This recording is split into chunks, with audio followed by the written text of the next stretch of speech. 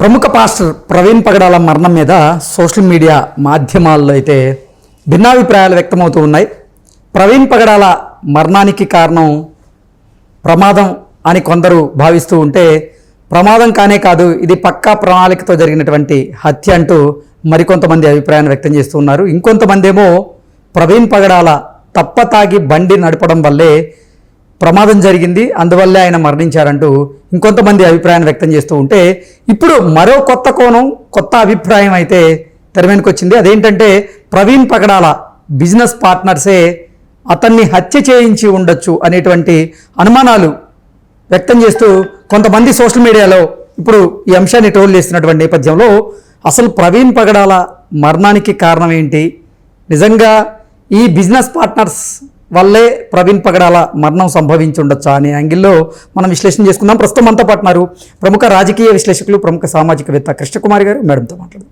Madam నమస్తే. Madam, Praveen పగడాల గారి మరణానికి కారణాలు అనేకం అంటూ ఇప్పుడు సోషల్ మీడియా వేదికగా భిన్నాభిప్రాయాలు అయితే వ్యక్తమవుతూ ఉన్నాయి. 3 కారణాలని మనం గత 3 రోజుల నుంచి విశ్లేషణ చేసుకుంటూనే ఉన్నాం. కానీ ఇప్పుడు కొత్త అంశం తెరమీదకి వచ్చింది. అదేంటంటే ప్రవీణ్ పగడాల గారి బిజినెస్ పార్ట్నర్సే పక్కా ప్రణాళికతో ఆయన్ని హత్య చేయించి ఉండొచ్చు అనేటువంటి అనుమానాలను వ్యక్తం చేస్తూ కొంతమంది సోషల్ మీడియా వేదికగా అభిప్రాయాలు వ్యక్తం చేస్తున్నారు. దీన్ని ఎలా చూడాలి మేడం? ఏదైనా ఇది తేల్చాల్సింది పోలీసులండి, మనం మీడియా ట్రయల్స్ చేయడానికి కాదు. ఇప్పుడు అక్కడ ఒక క్లూస్ టీమ్ ఏం చేస్తుంది, ప్రాథమిక సమాచారాన్ని సేకరిస్తుంది. ఈ ప్రైమ్ ఆఫ్ ఎఫెన్సీ అంటారు. ఆ ప్రాథమిక సాక్ష్యాధారాలని జాగ్రత్తగా ప్రిజర్వ్ చేయాల్సిన బాధ్యత కూడా పోలీస్ డిపార్ట్మెంట్దే, క్లూస్ టీమ్దే. అంటే పోలీస్ డిపార్ట్మెంట్లోని క్లూస్ టీమ్ కూడా ఇంక్లూడ్ అయి ఉంటారు. వాళ్ళకు ఉండాలి, వాళ్ళు చేయాల్సిన పని ఇది. నాకు అనిపించేది ఏంటి అంటే, వీళ్ళని వీళ్ళని కొట్టుకునే కన్నా అసలు పోలీసుల బాధ్యతగా వాళ్ళు ఈ కేసు అసలు ఏం జరుగుంటది అనేది నిష్పక్షపాతంగా చెప్పే ఉద్దేశంలో ఆ ప్రభుత్వం ఉందా లేదా అన్నదే ఇప్పుడు ప్రశ్న ఇవాళ సభ్య సమాజం ముందు. ఇది తేల్చవలసింది పోలీసులే. అవును. ఇప్పుడు నేను ఒకళ్ళు అంటారు, ఇంకొకళ్ళు అంటారు, వాళ్ళ భార్య ఇంకొకళ్ళు అంటది, వాళ్ళ చెల్లెలు ఇంకొకళ్ళు అంటది. ఇది కాదు కదా. అంటే పోస్ట్ మార్టం రిపోర్ట్ అయితే ఈ రోజు సాయంత్రానికి వచ్చేటువంటి అవకాశం ఉందంటూ కూడా కొన్ని వార్తలు చూసాం. పోస్ట్ మార్టం రిపోర్ట్ వచ్చిన తర్వాతే అసలు ఈ మరణం ఎలా సంభవించింది అనేటువంటి విషయాలు, అంటే ఈ విషయాల మీద ఒక క్లారిటీ వచ్చేటువంటి అవకాశం అయితే ఉంది. కానీ ఈ లోపలే రాజకీయాలకు ఈ మరణాన్ని వాడుతూ మత విద్వేషాలు రెచ్చగొట్టేలా కూడా కొంతమంది వ్యాఖ్యలు చేస్తున్నారు. లేదు, ఇక్కడ మొదటి నుంచి ఎవరో తెలివిగా దీన్ని కొంచెం మిస్లీడ్ చేసిన వాతావరణమే కనిపిస్తుంది ఇందులో. ఏంటంటే పోస్ట్ మార్టం రిపోర్ట్ వచ్చే వరకు అనుమానాస్పద మృతిగా నమోదు చేసి, పోస్ట్ మార్టం రిపోర్ట్ వచ్చిన తర్వాత యాక్సిడెంటా లేకపోతే హత్య ఇంకోటో చెప్పాలి. ఇప్పుడు చాలా సార్లు ఎక్కడో చంపేసి రోడ్డు మీద పడేస్తుంటారు, తీసుకొచ్చి ఏదో వెహికల్ ఎక్కేసి వెళ్తుంది, వెళ్ళిన తర్వాత రోడ్ యాక్సిడెంట్ అన్నట్టు మాట్లాడతారు. కానీ ఈ బాడీని తీసుకొచ్చి వేసిన సీసీ కెమెరా కానీ, ఎవరైనా అనుకోకుండా చూసిన ప్రత్యక్ష సాక్షులు కానీ, అటుగాని ఇటుగాని వెళ్ళే వాహనాల్లో వాళ్ళు కానీ, లేదు ఈ కేసు పేటముడి విడి, అంటే ఈ కేసు ఈ చనిపోయిన వాళ్ళ గురించి ఇది ఒక హత్య అని ఎవరికన్నా అనుమానం ఉంది అన్నప్పుడు అది ఇన్వెస్టిగేషన్ చేసి ఇది హత్య అని తేల్చినప్పుడు గానీ మారిన ఉదంతాలు చాలా ఉన్నాయి. ఆయేషా మీరా కేసు ఉంది. ఆయేషా మీరా కేసు ఈ రోజుకి తేలని విషయంగా ఉండిపోయింది. అది బ్రహ్మముడు వేసేసారు, ఎవరు వేసేసారో అందరికీ తెలుసు, తెలియదు ఎవరికి లేదు. వాళ్ళ అమ్మకి అందరికంటే ఎక్కువ బాగా తెలుసు, చేసిన వాళ్ళకి అంతకంటే బాగా తెలుసు. కానీ వాళ్ళ అమ్మ ఒక్కటే ఆక్రోశిస్తుంది, మాట్లాడుతుంది తప్పితే ఈ రోజుకి పోలీసులు తేల్చలేకపోయారు. ఎందుకు తేల్చలేకపోయారు అంటే, ఇక్కడ మొత్తంగా ప్రాథమిక సాక్ష్యాధారాన్ని ఆధారాలు మొత్తాన్ని అసలు మాయం చేసేసారు. అంటే మాయం చేశారు అంటే మామూలు పద్ధతిలో అయితే ఎలా చేయగలుగుతారు? వాళ్ళు బాగా రాజకీయ పరంగా కావచ్చు, డబ్బు పరంగా కావచ్చు, పలుకుబడి పరంగా కావచ్చు, వాళ్ళు బాగా చేయగలిగిన వాళ్ళైతేనే ఆవేశంలో హత్య చేసినా కానీ దాన్ని వాళ్ళ మీదకి రాకుండా చేసుకోగలిగిన బలం ఉన్న వాళ్ళు ఇలా చేసుకోగలుగుతారు. ఎవరంటే వాళ్ళు చేసుకోలేరు కదా. ఇప్పుడు సత్యంబాబు తీసుకొచ్చి ఇరికిచ్చి సత్యంబాబు కాదని వాళ్ళ అమ్మ చెప్తున్నా కానీ చివరికి ఈ మానవ హక్కుల సంఘం వాళ్ళు కేసు వేస్తే రిట్ వేస్తే అతను కాదు అని తేలింది. అతను విడుదలయ్యాడు, అది వేరే విషయం. కానీ ఈ లోపు అతను జైల్లో ఉన్నాడు కదా, ఆ శిక్ష అయితే అనుభవించాడు కదా చెయ్యని నేరానికి. అట్లాగే ఇప్పుడు ఈ వేసే మిడిమిడి జ్ఞానంతో వేసే మీడియా ట్రయల్స్ వల్ల అసలు దోషులు తప్పించుకునే అవకాశం ఉంటుంది ఈ కేసులో కూడా. అందుకని ఇలా అయి ఉంటుందా అలా అయి ఉంటుందా, ఎలా అయినా ఒక మనిషి ప్రాణం పోయింది ఇక్కడ, అది రోడ్డు యాక్సిడెంట్ అని ఎట్టి పరిస్థితిలో అనిపించట్లేదు ఎవ్వరు ఎన్ని చెప్పినా. ఎందుకంటే రోడ్డు యాక్సిడెంట్ జరిగినప్పుడు నిజానికి ఆ మనిషి మీదే ఆ వెహికల్ పడదు. ఇంకా అంతగా అయితే రోడ్డు పైన జరిగినప్పుడు అతని కాలు మీదో చెయ్యి మీదో బండి పడుతుంది తప్పితే కావాలని తీసుకొచ్చి ఆ మనిషి మీద పడుకోబెట్టినట్టుగా బండి పడటం అనేది జరగని పని. పోని జరిగింది అనుకుందాం, యాక్సిడెంట్ కూడా ఎవ్వరు ఊహించని రీతిలో యాక్సిడెంట్ జరిగింది అనుకుందాం. ఆ బుల్లెట్ బండి హెవీ బండి ఎంత బరువు ఉంటది, ఆ బరువుకి బండి కొంచెం పైకి లేచి అతని మీద పడాలి లెక్క ప్రకారం. పడినప్పుడు అతని అంతర్గత అవయవాలు ముక్కలు అవుతాయి, పైన బాడీ మీద దెబ్బలు కనిపిస్తాయి. ఇప్పుడు పోస్ట్ మార్టం రిపోర్ట్ ఏమొస్తుందో చూద్దాం. ఈ పోస్ట్ మార్టం రిపోర్ట్కి ఇప్పుడు వీళ్ళందరూ చెప్తున్నట్లు ఆ మనిషి మీద ఆ బండి పడి ఉండటానికి లింక్ కుదరలేదు అనుకోండి, ఎవరో కావాలని చేసినట్టే అవుతుందిగా.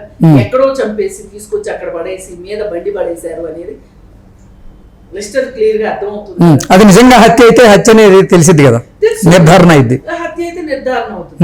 ఇప్పుడు ఈ హత్య అయినప్పుడు ఎవరు చేశారు అంటే ఇప్పటిదాకా 2 మతాల పేర్లు వచ్చినాయి. ఇప్పుడు నెక్స్ట్ ఏమొచ్చింది, అతని స్నేహితులే వ్యాపార భాగస్వాములే చేశారు అని వచ్చింది. ఎవ్వరు చేసినా అండి పోలీసులు నిష్పక్షపాతంగా కనుక్కోగలిగితే, పోలీసులు కనుక్కోలేకపోవటం అనేది ఉండదు. పోలీసులు తలుచుకుంటే చేయలేకపోవటం అనేది ఉండదు. అసలు ఏదైనా జరిగింది అన్నప్పుడే పోలీసులు వాళ్ళకున్న అనుభవాన్ని బట్టి ఒక నెరేషన్ ఉంటుంది, వాళ్ళకి అర్థమైపోతుంది ఎట్లా జరిగింది అని. మనం ఒక రకంగా ఈ యాక్సిడెంట్లు ఇట్లాంటి విషయాల్లో ఆరితేరిన వాళ్ళం కాదు, మనకు పనిచేసేది ఏంటి జస్ట్ కామన్ సెన్స్. కానీ పోలీస్ బుర్ర వేరే ఉంటుంది, వాళ్ళు చేసే ఇన్వెస్టిగేషన్ కూడా డిఫరెంట్ గా ఉంటుంది. ఇప్పుడు హత్య అన్నప్పుడు ఎవరు చేశారు అనేది కూడా నిరూపించాల్సిన బాధ్యత కూడా వాళ్ళకే ఉంటుంది. ఇప్పుడు యాక్సిడెంట్ అంటే కూడా యాక్సిడెంట్ అని నిరూపించాల్సిన బాధ్యత కూడా వాళ్ళకి ఉంటుంది, పోలీసుల మీదే ఉంటుంది. ఏదైనా మనం వేచి చూడాల్సిందే. ఒక్కటే నేను చెప్పదలుచుకునేది, ఈ పగడాల ప్రవీణ్ అనే అతన్ని కేవలం ఒక పాస్టర్ గానే అతన్ని చూపిస్తున్నారు ప్రపంచం అంతా. పాస్టరే కాదు, ఆ పాస్టర్ అనేది అది అతని జీవితం ఒక భాగం మాత్రమే.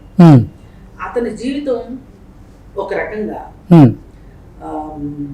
వ్యాపారం చేయడానికి కావచ్చు. ఇప్పుడు చాలా దేశాల్లో కూడా ఆయన వ్యాపార సామ్రాజ్యం అయితే ఉంది. దాంతోపాటుగా ఆయన ఆస్తులు కూడా భారీగానే ఉన్నాయి, 500 కోట్ల పైనే ఆయన ఆస్తులు ఉన్నట్టుగా తెలుస్తోంది. బిజినెస్ పార్ట్నర్స్ ఏమైనా చేసి ఉండొచ్చు అనే దానికి ఇది కూడా ఒక కారణం కావచ్చు. కానీ ఏం చేసినా అండి, ఎవరు చేసినా ఎలా చేసినా ఇది తేల్చాల్సింది పోలీసులు అన్నాను కదా, తేలుస్తారు. అయితే నా బాధ ఏంటి అంటే ఈ విషయంలో ఏ మనిషి ప్రాణానికైనా విలువ ఉందండి, ఏ మనిషి చనిపోయినా బాధే. కానీ ఈ పకడాల ప్రవీణ్ అని అతను చనిపోవటం వల్ల ఒక బిగ్ లాస్ ఎవరికి అంటే, పోడ్చలేని నష్టం ఎవరికి అంటే అట్టడుగు ప్రజానికానికి. ఒకానొక దశలో వాళ్ళు చదువుకోవడానికే వీల్లేదన్న దశ నుంచి ఇతను చదువుకుని 4-5 రకాల భాషలు నేర్చుకుని అన్ని గ్రంథాల మీద పట్టు తెచ్చుకుని ఇతను నిరూపించి చూపించాడు.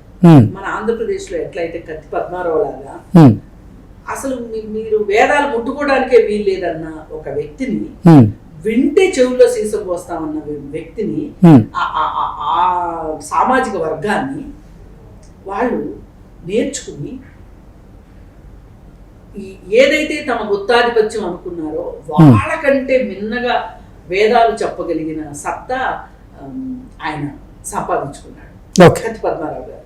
అట్లాగే ఇతను కూడా ఒక పక్క బైబిల్ చదువుతూ, ఓ పక్క హిందూ పురాణాలు చదువుతూ, ఓ పక్క ఇస్లాం గ్రంథాన్ని చదువుతూ అన్నిటినీ చూసి అన్నిటి గురించి మాట్లాడగలిగిన వ్యక్తి, ఎవరికైనా సమాధానం చెప్పగలిగిన వ్యక్తి.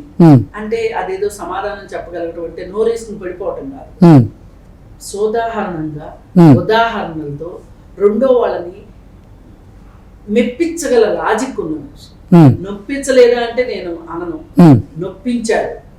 అయినా కానీ వాళ్ళు ఒప్పుకోకపోయినా ఒప్పించాడు, అంత సామర్థ్యం ఉంది. ఇలాంటి వాళ్ళు అంబేద్కర్ ఎట్లా అయితే చాలా మందికి ఈ రోజుకి కాదు ఏ రోజుకైనా సరే ఒక వర్గం ప్రజలకి ఆశాజ్యోతిగా ఉన్నాడో, అలాగే ఇతని స్థాయిలో ఇతను కూడా ఆ దీన జనులకి, ఆ అందరూ తోసేసిన వ్యక్తులకి ఇతను ఒక రకంగా ఒక దైవం లాగా ఉన్నాడు, ఒక ఎగ్జాంపుల్ లాగా ఉన్నాడు. ఏ మనిషి అయినా, ఏ కులమైనా, ఏ మతమైనా ఒక పక్క మనిషికి ఎగ్జాంపుల్ గా ఉండాలి. ఒక సమాజానికి ఎగ్జాంపుల్ గా ఉంటే వాళ్ళు ఒక మనిషిగా పుట్టినందుకు వాళ్ళ జన్మ ధన్యమైందంటారు కదా, అలా ఉండాలి. తప్పితే ఇష్టానికి మాట్లాడి, బూతులు మాట్లాడి, నాకు నోరుంది కదా అని చెప్పి పోట్లాడి, చెయ్యుంది కదా అని కొట్టి, చెప్పగలిగే ధైర్యం ఉంది కాబట్టి చంపి, ఇది కాదు నాగరిక మానవుడు చేయాల్సింది. నాగరిక మానవుడు చేయాల్సింది ఏంటంటే చదువుకోండి, తెలుసుకోండి, నేర్చుకోండి, వాదించండి. ఎప్పుడైనా సరే వాద సంవాదంలో మనం మన సత్తా నిరూపించుకోవాలి తప్పితే దొంగచాటు దెబ్బలు కొట్టి చంపటం కానీ చంపించటం కానీ అది గొప్ప కానే కాదు. ఇతని విషయంలో నేను అదే చెప్తున్నా. మీరు నా 3 రకాల విషయాలు లేవనెత్తారు. ఈ 3 రకాలే జరగనివ్వండి, 3 రకాలు జరగకపోనివ్వండి.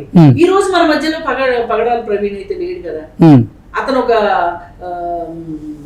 ఒక జ్ఞానవంతుడు కదా.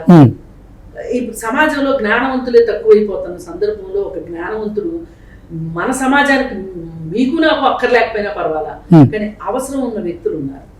వాళ్ళకి మట్టుకు బిగ్ లాస్ ఇది. Okay madam, thank you so much.